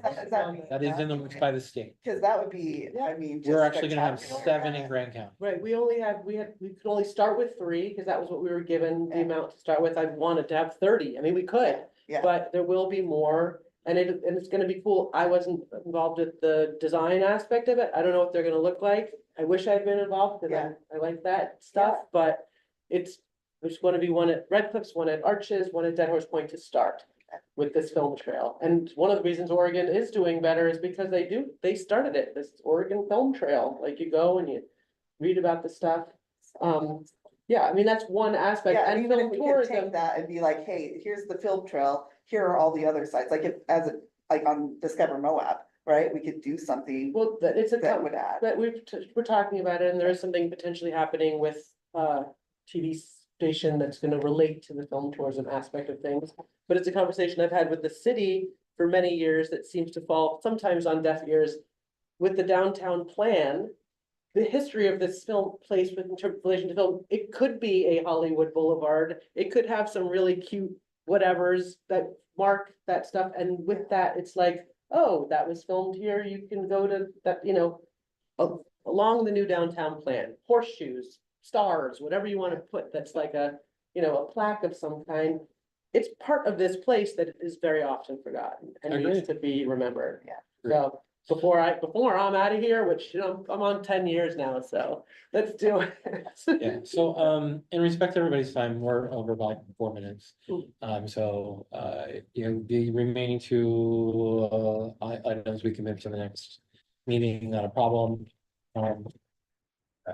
Clearly, just so everybody knows, you know, Ben and Mick don't need to have their budget done technically till October 2nd. We would kind of like to get everything buttoned up so they can have a strategic plan walking into the meeting for the presentation with the commissioners. We will have one other sub-budget committee meeting, which everybody's a part of, just to finalize stuff. I really kind of want to get buttoned up the mitigation piece. So I feel like we have a solid plan when it comes to advertising and promotion. I don't feel like we have a solid plan. What So, we're gonna recommend. yeah, I mean, we have the numbers for the, 2018 and 19 on mitigation here. Can we see the numbers for the last 4 years? Just on Yeah, what- so Gabe is getting this for us. So we'll have those at the next subcommittee. Okay, can we have a motion to close the meeting? Close the meeting. Second? All in favor? Aye. Lori says yes. Lori says, aye. Yep. All good. Thank you. Okay. All right, gang, have a great day. Thank you. Thank So you. when will we have our next sub meeting? It'll be before October 2nd, right? Yeah. Yeah, it's probably